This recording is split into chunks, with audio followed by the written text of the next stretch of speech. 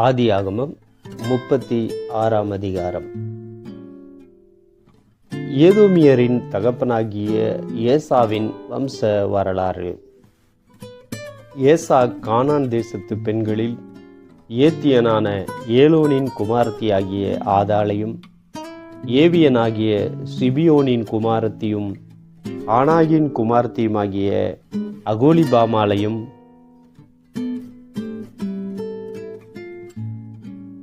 இஸ்மவேலின் குமாரத்தியும் நெபாயோத்தின் சகோதரியுமாகிய பஸ்மாத்தையும் விவாகம் பண்ணியிருந்தான். ஆதாள் ஏசாவுக்கு எலிப்பாசை பெற்றாள். பஸ்மாத்து ரெகுவேலை பெற்றாள். அகோலிபாமால் எயூஷையும் யாலாமையும் கோராகையும் பெற்றாள். இவர்களே ஏசாவுக்கு கானான் தேசத்திலே பிறந்த குமாரர்.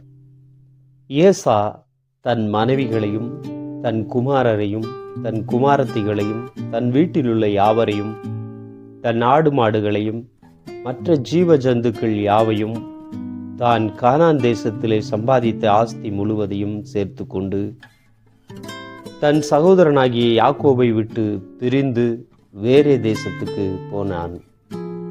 அவர்களுடைய சம்பத்து மிகுதியாயிருந்தபடியினால் அவர்கள் ஒருமித்து குடியிருக்க கூடாமற் போயிற்று.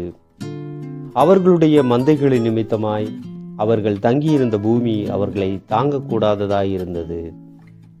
ஆதலால் ஏசா சேயீர் மலையில் குடியேறினான். ஏசாவுக்கு ஏதோம் என்றும் பேர். சேயீர் மலையில் இருக்கிற ஏதோமியருடைய தகப்பனாகிய ஏசாவின் சந்ததிகளும் ஏசாவின் குமாரருடைய நாமங்களும் ஆவன. ஏசாவின் மனைவியாகிய ஆதாளுடைய குமாரனுக்கு எலிபாஸ் என்று பெயர். ஏசாவின் மனைவியாகிய பஸ்மாத்துடைய குமாரனுக்கு ரெகுவேல் என்று பெயர். எலிபாஸின் குமாரர் தேமான், ஓமார், செப்போ, கத்தாம், கேனாஸ் என்பவர்கள். திம்னாள் ஏசாவின் குமாரனாகிய எலிபாசுக்கு மறுமனைவாட்டியாயிருந்து எலிபாசுக்கு அமலேக்கை பெற்றாள். இவர்களே ஏசாவின் மனைவியாகிய ஆதாளுடைய புத்திரர். ரெகுவேலுடைய குமாரர் நாகாத், செராகு, சம்மா, மீசா என்பவர்கள். இவர்களே ஏசாவின் மனைவியாகிய பஸ்மாத்தின் புத்திரர். சிபியோனின் குமாரத்தியும் ஆனாகின் குமாரத்தியுமான அகோலிபாமால் என்கிற ஏசாவின் மனைவி எயூஷ், யாலாம், கோராகு என்னும் புத்திரரை ஏசாவுக்கு பெற்றாள். ஏசாவின் குமாரரில் தோன்றிய பிரபுக்களாவன. ஏசாவுக்கு மூத்த மகனாகிய எலிபாசுடைய குமாரரில் தேமான் பிரபு, ஓமார் பிரபு, செப்போ பிரபு, கேனாஸ் பிரபு, கோராகு பிரபு, கத்தாம் பிரபு, அமலேக்கு பிரபு என்பவர்கள். இவர்கள் ஏதோம் தேசத்தில் எலிபாசின் சந்ததியும் ஆதாளின் குமாரருமாயிருந்த பிரபுக்கள். ஏசாவின் குமாரனாகிய ரெகுவேலின் புத்திரரில் நாகாத் பிரபு, செராகு பிரபு, சம்மா பிரபு, மீசா பிரபு என்பவர்கள். இவர்கள் ஏதோம் தேசத்தில் ரெகுவேலின் சந்ததியும் ஏசாவின் மனைவியாகிய பஸ்மாத்தின் குமாரருமாயிருந்த பிரபுக்கள்.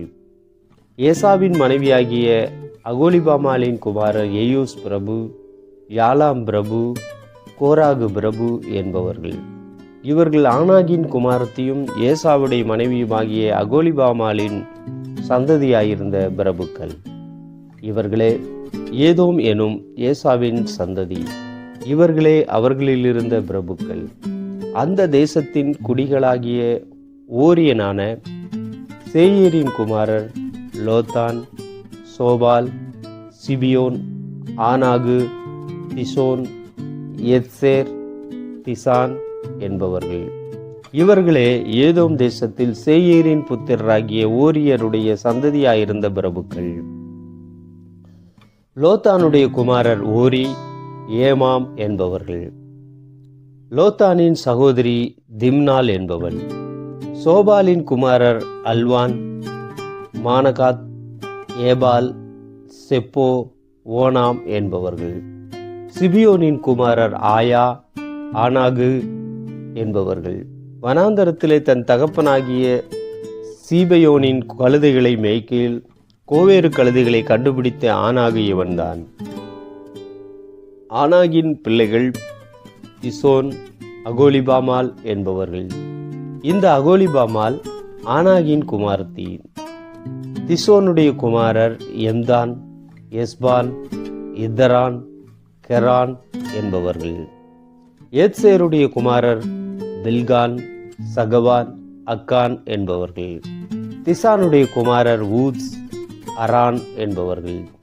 ஓரியரின் சந்ததியில் தோன்றிய பிரபுக்கள் லோதான் பிரபு, சோபால் பிரபு, சிபியோன் பிரபு, ஆனாகு பிரபு, திசோன் பிரபு, ஏத்சோர் பிரபு, திசான் பிரபு என்பவர்கள். இவர்களே சேயீர் தேசத்திலே தங்கள் தங்கள் இடங்களில் இருந்த ஓரியர் சந்ததியான பிரபுக்கள். இஸ்ரவேல் புத்திரர் மேல் ராஜாக்கள் அரசாளுகிறதற்கு முன்னே ஏதோம் தேசத்திலே ஆண்ட ராஜாக்கள் ஆவன. பேயருடைய குமாரனாகிய பேலா ஏதோமிலே அரசாண்டான். அவனுடைய பட்டணத்துக்கு தின்காபா என்று பேர். பேலா மரித்த பின் போஸ்ரா பட்டணத்தானாகிய சேராகுடைய குமாரனாகிய யோபாப் அவன் பட்டத்திற்கு வந்தான். யோபாப் மரித்த பின் தேமானிய தேசத்தானாகிய உசாம் அவன் பட்டத்திற்கு வந்தான். உசாம் மரித்த பின் மோவாபின் நாட்டிலே மீதியானியரை முறியடித்த பேதாதின் குமாரனாகிய ஆதாத் அவன் பட்டத்திற்கு வந்தான். அவனுடைய பட்டணத்துக்கு ஆவித் என்று பேர். ஆதாத் மரித்த பின் மஸ்ரேகா ஊரானாகிய சம்லா அவனுடைய பட்டத்திற்கு வந்தான். சம்லா மரித்த பின் அங்கே இருக்கிற நதிக்கு சமீபமான ரெகோபோத் என்னும் ஊரானாகிய சவுல் அவனுடைய பட்டத்திற்கு வந்தான். சவுல் மரித்த பின் அக்போருடைய குமாரனாகிய பாகால் கானான் அவனுடைய பட்டத்திற்கு வந்தான். அக்போருடைய குமாரனாகிய பாகால் கானான் மரித்த பின் ஆதார் அவனுடைய பட்டத்திற்கு வந்தான். அவனுடைய பட்டணத்துக்கு பாகு என்று பேர். அவன் மனைவியின் பேர் மெகேதபேல். அவள் மத்ரேத்துக்கு குமார்த்தியும் மேசகாவின் குமார்த்தியுமாயிருந்தாள். தங்கள் பற்பல வம்சங்களின்படியேயும் வாசஸ்தலங்களின்படியேயும் நாமதேயங்களின்படியேயும் ஏசாவின் சந்ததியில் தோன்றிய பிரபுக்களுடைய நாமங்களாவன: திம்னா பிரபு, அல்வா பிரபு, ஏதேத் பிரபு, அகோலிபாமா பிரபு, ஏலா பிரபு, பினோன் பிரபு, கேனாஸ் பிரபு, தேமான் பிரபு, மிப்சார் பிரபு, மக்தியேல் பிரபு, ஈராம் பிரபு. இவர்களே தங்கள் சொந்தமான தேசத்திலே பற்பல இடங்களில் குடியிருந்த ஏதோம் சந்ததி பிரபுக்கள். இந்த ஏதோமியருக்கு தகப்பன் ஏசா. ஆமென்.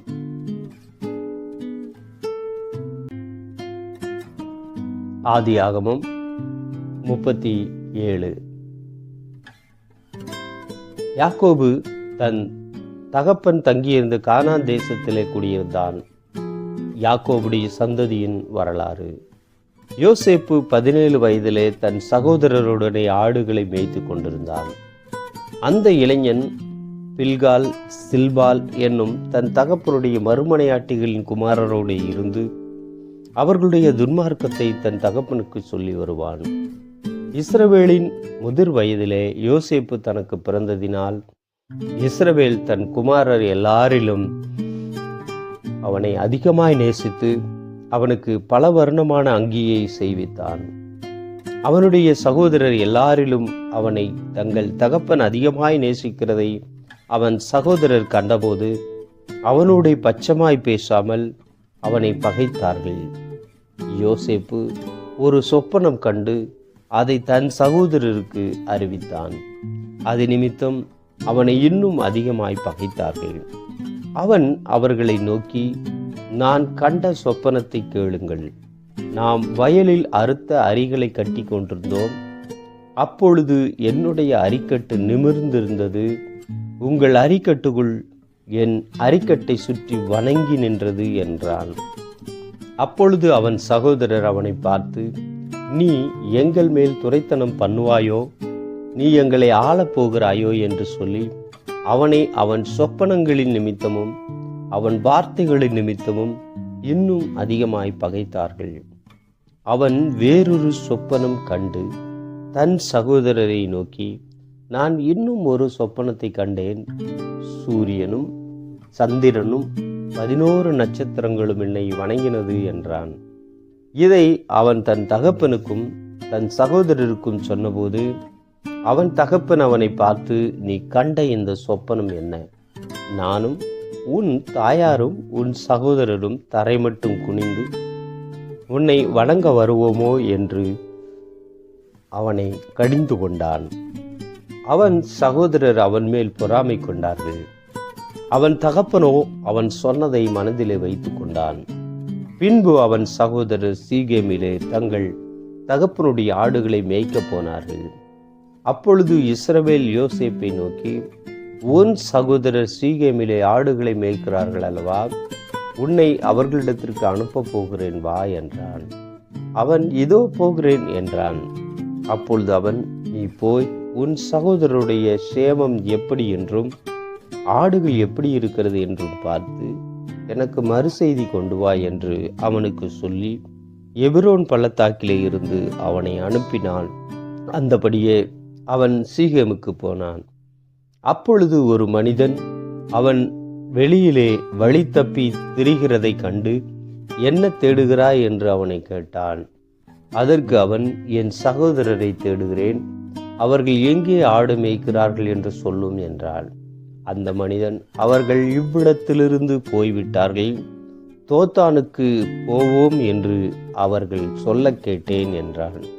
அப்பொழுது யோசேப்பு தன் சகோதரரை தொடர்ந்து போய் அவர்களை தோத்தானிலே கண்டுபிடித்தான்.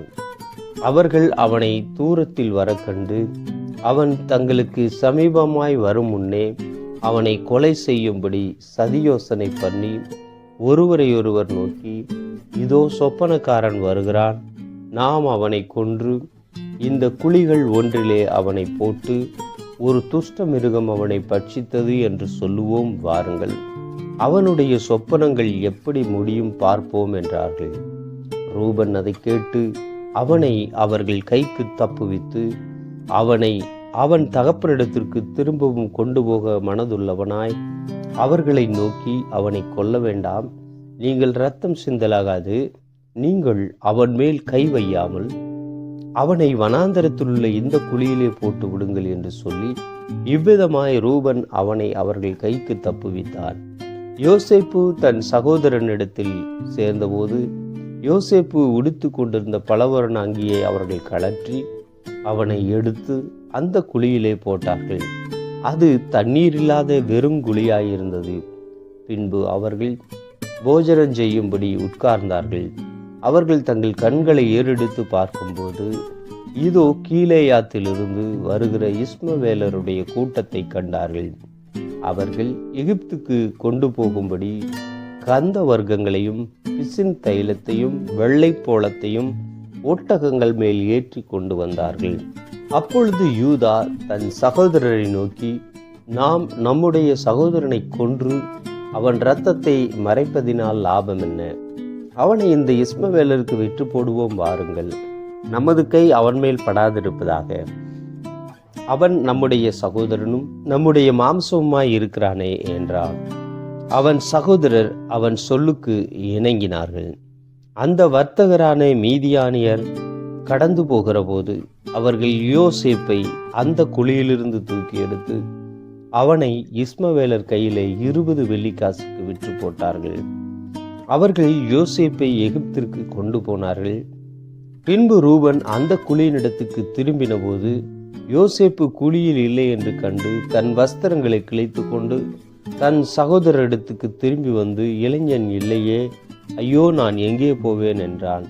அவர்கள் யோசேப்பின் அங்கியை எடுத்து ஒரு வெள்ளாட்டு கடாவை அடித்து அந்த அங்கியை இரத்தத்திலே தோய்த்து பலவர்ணமான அந்த அங்கியை தங்கள் தகப்பனிடத்திற்கு அனுப்பி, இதை நாங்கள் கண்டெடுத்தோம், இது உம்முடைய குமாரன் அங்கியோ அல்லவோ பாரும் என்றும் சொன்னார்கள். யாக்கோபு அதை கண்டு, இது என் குமாரனுடைய அங்கிதான், ஒரு துஷ்ட மிருகம் அவனை பட்சித்து போட்டது, யோசேப்பு பீருண்டு போனான் என்று புலம்பி தன் வஸ்திரங்களை கிழித்து தன் அறையில் இருட்டு கட்டி கொண்டு அநேக நாள் தன் குமாரனுக்காக துக்கித்துக் கொண்டிருந்தார். அவனுடைய குமாரத்திகள் எல்லாரும் அவனுக்கு ஆறுதல் சொல்ல வந்து நின்றார்கள். ஆனாலும் அவன் ஆறுதலுக்கு இடம் கொடாமல், நான் துக்கத்தோடு என் குமாரனிடத்தில் பாதாளத்தில் இறங்குவேன் என்றான். இவ்விதமாய் அவனுடைய தகப்பன் அவனுக்காக அழுது கொண்டிருந்தான்.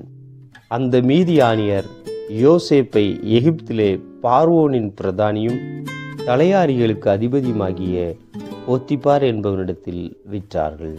ஆமென். ஆதியாகமம் 38ஆம் அதிகாரம். அக்காலத்திலே யூதா தன் சகோதரரை விட்டு அதுல்லாம் ஊரானாகிய ஈரா என்னும் ஒரு மனிதனிடத்தில் போய் சேர்ந்தான். அங்கே யூதா சூவா என்னும் பேருள்ள ஒரு கானானியனுடைய குமாரத்தியை கண்டு அவளை விவாகம் பண்ணி அவளோடே சேர்ந்தான். அவள் கர்ப்பவதியாகி ஒரு குமாரனை பெற்றாள். அவனுக்கு ஏர் என்று பெயரிட்டான். அவள் மறுபடியும் கர்ப்பவதியாகி ஒரு குமாரனை பெற்று அவனுக்கு ஓனான் என்று பெயரிட்டாள். அவள் மறுபடியும் கர்ப்பவதியாகி ஒரு குமாரனை பெற்று அவனுக்கு சேலா என்று பெயரிட்டாள். அவள் இவனை பெறுகிற போது அவன் கெசீபிலே இருந்தான். யூதா தன் மூத்த மகனாகிய ஏர் என்பவனுக்கு தாமார் என்னும் பேருள்ள ஒரு பெண்ணை கொண்டான். யூதாவின் மூத்த மகனாகிய ஏர் என்பவன் கர்த்தரின் பார்வைக்கு பொல்லாதவனாய் இருந்ததினால் கர்த்தர் அவனை அழித்து போட்டார். அப்பொழுது யூதா ஓனானை நோக்கி, நீ உன் தமையன் மனைவியை சேர்ந்து அவளை மைத்துன சுதந்திரமாய் படைத்து உன் தமையனுக்கு சந்ததியை உண்டாக்கு என்றான். அந்த சந்ததி தன் சந்ததியாய் இராதென்று ஓனான் அறிந்தபடியினாலே அவன் தன் தமையனுடைய மனைவியை சேரும்போது தன் தமையனுக்கு சந்ததி உண்டாகாதபடிக்கு தன் வித்தை தரையிலே விழவிட்டு கெடுத்தான். அவன் செய்தது கர்த்தரின் பார்வைக்கு பொல்லாததாய் இருந்ததினால் அவனையும் அவர் அழித்து போட்டார். அப்பொழுது யூதா தன் குமாரனாகிய சேலாவும் அவன் சகோதரர் செத்தது போல சாவான் என்று அஞ்சி தன் மருமகளாகிய தாமாரை நோக்கி, என் குமாரனாகிய சேலா பெரியவனாக மட்டும் நீ உன் தகப்பன் வீட்டிலே கைம்பெண்ணாய் தங்கியிரு என்று சொன்னான். அந்தபடியே தாமார் போய் தன் தகப்பன் வீட்டிலே தங்கியிருந்தாள். அநேக நாள் சென்ற பின் சூவாவின் குமாரத்தியாகிய யூதாவின் மனைவி மரித்தாள். யூதாவினுடைய துக்கம் ஆறின பின் அவன் அதுல்லாம் ஊரானாகிய தன் சிநேகிதன் ஈராவுடனே திம்னாவிலே தன் ஆடுகளை மயிர்கத்திரிக்கிறவர்களிடத்திற்கு போனான். அப்பொழுது, உன் மாமனார் தம்முடைய ஆடுகளை மயிர்கத்திரிக்க திம்னாவுக்கு போகிறார் என்று தாமாருக்கு அறிவிக்கப்பட்டது. சேலா பெரியவனாகியும் தான் அவனுக்கு மனைவியாக கொடுக்கப்படவில்லை என்று அவள் கண்டபடியினால் தன் கைம்பெண்மைக்குரிய வஸ்திரங்களை களைந்து போட்டு முக்காடிட்டு தன்னை மூடிக்கொண்டு திம்னாவுக்கு போகிற வழியில் இருக்கிற நீரூற்றுகளுக்கு முன்பாக உட்கார்ந்தாள். யூதா அவளை கண்டு அவள் தன் முகத்தை மூடியிருந்தபடியால் அவள் ஒரு வேசி என்று நினைத்து அந்த வழியாய் அவளிடத்தில் போய், அவள் தன் மருமகள் என்று அறியாமல், நான் உன்னிடத்தில் சேரும்படி வருவாயா என்றான். அதற்கு அவள், நீர் என்னிடத்தில் சேரும்படி எனக்கு என்ன தருவீர் என்றாள். அதற்கு அவன், நான் மந்தையிலிருந்து ஒரு வெள்ளாட்டுக்குட்டியை அனுப்புகிறேன் என்றான். அதற்கு அவள், நீர் அதை அனுப்பும் அளவும் ஒரு அடைமானம் கொடுப்பீரா என்றாள். அப்பொழுது அவன், நான் உனக்கு அடைமானமாக என்ன கொடுக்க வேண்டும் என்று கேட்டான். அதற்கு அவள், உம்முடைய முத்திரை மோதிரமும் உம்முடைய ஆரமும் உம்முடைய கைக்கோளும் கொடுக்க வேண்டும் என்றாள். அவன் அவைகளை அவளுக்கு கொடுத்து அவளிடத்தில் சேர்ந்தான். அவள் அவனாலே கர்ப்பவதியாகி எழுந்து போய் தன் முக்காட்டை களைந்து தன் கைம்பெண்மைக்குரிய வஸ்திரங்களை உடுத்தி கொண்டாள். யூதா அந்த ஸ்திரீனிடத்தில் இருந்த அடைமானத்தை வாங்கி கொண்டு வரும்படி அதுல்லாம் ஊரானாகிய தன் சிநேகிதன் கையிலே ஒரு வெள்ளாட்டுக்குட்டியை கொடுத்து அனுப்பினான். அவன் அவளை காணாமல் அவ்விடத்து மனிதரை நோக்கி, பலியண்டை நீரூற்றுகள் அருகே இருந்த தாசி எங்கே என்று கேட்டான். அதற்கு அவர்கள், இங்கே தாசி இல்லை என்றார்கள். அவன் யூதாவினிடத்தில் திரும்பி வந்து, அவளை காணோம், அங்கே தாசி இல்லை என்று அவ்விடத்து மனிதரும் சொல்கிறார்கள் என்றான். அப்பொழுது யூதா, இதோ இந்த ஆட்டுக்குட்டியை அனுப்பினேன், நீ அவளை காணவில்லை, நமக்கு அவகீர்த்தி வராதபடிக்கு அவள் அதை கொண்டு போனால் போகட்டும் என்றான். ஏறக்குறைய 3 மாதம் சென்ற பின்பு உன் மருமகளாகிய தாமார் வேசித்தனம் பண்ணினால், அந்த வேசித்தனத்தினால் கர்ப்பவதியுமானாள் என்று யூதாவுக்கு அறிவிக்கப்பட்டது. அப்பொழுது யூதா, அவளை வெளியே கொண்டு வாருங்கள், அவள் சுட்டெரிக்கப்பட வேண்டும் என்றான். அவள் வெளியே கொண்டு வரப்பட்ட போது அவள் தன் மாமனிடத்திற்கு தன் அடைமானத்தை அனுப்பி, இந்த பொருட்களை உடையவன் எவனோ அவனாலே நான் கர்ப்பவதியானேன், இந்த முத்திரை மோதிரமும் இந்த ஆரமும் இந்த கோலும் யாருடையவர்கள் பாரும் என்று சொல்லி அனுப்பினாள். யூதா அவைகளை பார்த்தறிந்து, என்னிலும் அவள் நீதியுள்ளவள், அவளை என் குமாரனாகிய சேலாவுக்கு கொடாமற் போனேனே என்றான். அப்புறம் அவன் அவளை சேரவில்லை. அவளுக்கு பிரசவ காலம் வந்தபோது அவள் கர்ப்பத்தில் 2 பிள்ளைகள் இருந்தன. அவள் பெறுகிற போது ஒரு பிள்ளை கையை நீட்டினது. அப்பொழுது மருத்துவச்சி அதன் கையை பிடித்து அதில் சிவப்பு நூலை கட்டி, இது முதலாவது வெளிப்பட்டது என்றாள். அது தன் கையை திரும்ப உள்ளே வாங்கி கொண்டபோது அதன் சகோதரன் வெளிப்பட்டான். அப்பொழுது அவள், நீ மீறி வந்ததென்ன, இந்த மீறுதல் உன்மேல் நிற்கும் என்றாள். அதனால் அவனுக்கு பாரேஸ் என்று பெயரிடப்பட்டது. பிற்பாடு கையில் சிவப்பு நூல் கட்டியிருந்த அவனுடைய தம்பி வெளிப்பட்டான். அவனுக்கு சேரா என்று பெயரிடப்பட்டது. ஆமேன்.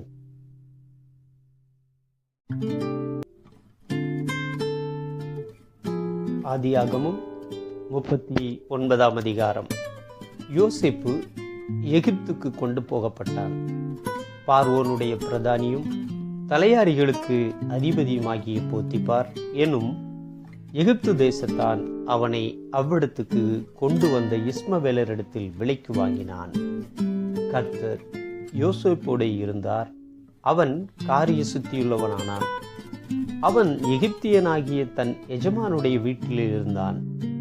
கர்த்தர் அவனோடு இருக்கிறார் என்றும், அவன் செய்கிற யாவையும் கர்த்தர் வாய்க்க பண்ணுகிறார் என்றும் அவன் எஜமான் கண்டு யோசேப்பினிடத்தில் தயவு வைத்து அவனை தனக்கு ஊழியக்காரனும் தன் வீட்டுக்கு விசாரணை காரணமாக்கி தனக்கு உண்டான எல்லாவற்றையும் அவன் கையில் ஒப்புவித்தான்.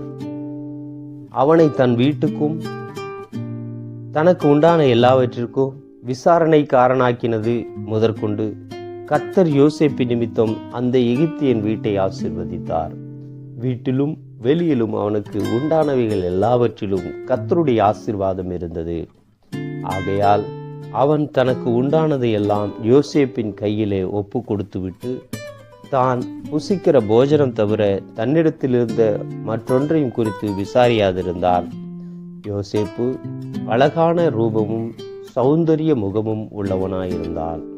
சில நாள் சென்ற பின் அவனுடைய எஜமானின் மனைவி யோசேப்பின் மேல் கண் போட்டு, என்னோடே சயனி என்றாள். அவனோ தன் எஜமானுடைய மனைவியின் சொல்லுக்கு இணங்காமல் அவளை நோக்கி, இதோ வீட்டிலே என்னிடத்தில் இருக்கிறவைகளில் யாதொன்றையும் குறித்து தன் ஆண்டவன் விசாரியாமல் தமக்கு உண்டான எல்லாவற்றையும் என் கையில் ஒப்பித்திருக்கிறார். இந்த வீட்டிலே என்னிலும் பெரியவன் இல்லை. நீ அவருடைய மனைவியாயிருக்கிறபடியால் உன்னைத் தவிர வேறொன்றையும் அவர் எனக்கு விலக்கி வைக்கவில்லை. இப்படி இருக்க நான் இத்தனை பெரிய பொல்லாங்குக்கு உடன்பட்டு தேவனுக்கு விரோதமாய் பாவம் செய்வது எப்படி என்றான். அவள் நித்தம் யோசேப்போடே இப்படி பேசி கொண்டு வந்தும் அவன் அவளுடனே சயனிக்கவும் அவளுடனே இருக்கவும் சம்மதிக்கவில்லை.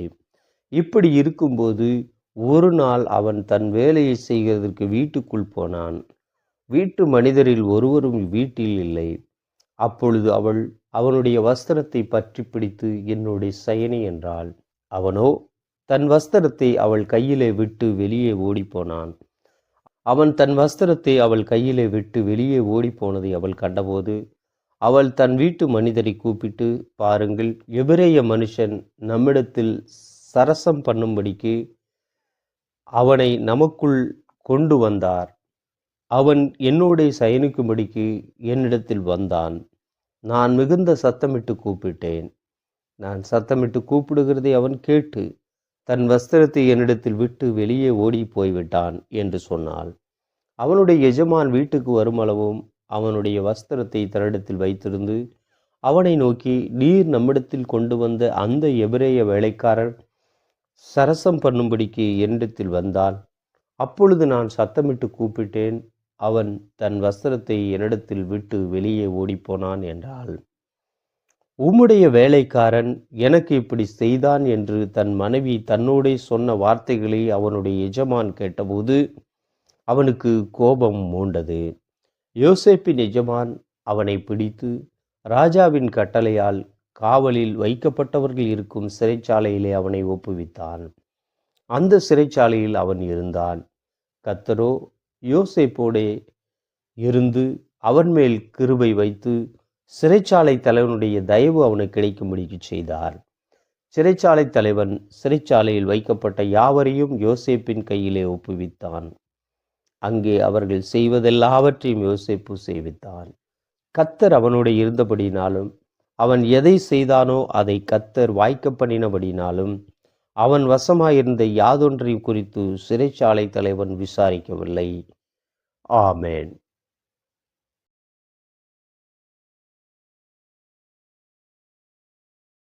ஆதியாகமம் 40ஆம் அதிகாரம். இந்த நடபடிகளுக்கு பின்பு எகிப்து ராஜாவுக்கு பானபாத்திரக்காரனும் சுயம்பாகியும் எகிப்து ராஜாவாகிய தங்கள் ஆண்டவனுக்கு குற்றம் செய்தார்கள். பார்வோன் தன் பானபாத்திரக்காரரின் தலைவனும் சுயம்பாகிகளின் தலைவனும் ஆகிய இவ்விரண்டு பிரதானிகள் மேலும் கடும் கோபம் கொண்டு அவர்களை யோசேப்பு வைக்கப்பட்டிருந்த இடமும் தலையாரிகளின் அதிபதியின் வீடுமாகிய சிறைச்சாலையிலே காவல் பண்ணுவித்தான். தலையாரிகளின் அதிபதி அவர்களை விசாரிக்கும்படி யோசேப்பின் வசத்தில் ஒப்புவித்தான். அவன் அவர்களை விசாரித்து வந்தான். அவர்கள் அநேக நாள் காவலில் இருந்தார்கள். எகிப்து ராஜாவுக்கு பானபாத்திரக்காரனும் சுயம்பாகியுமாகி இவ்விரண்டு பேரும் சிறைச்சாலையில் இருக்கும்போது ஒரே ராத்திரியிலே வெவ்வேறு பொருள் கொண்ட சொப்பனம் கண்டார்கள்.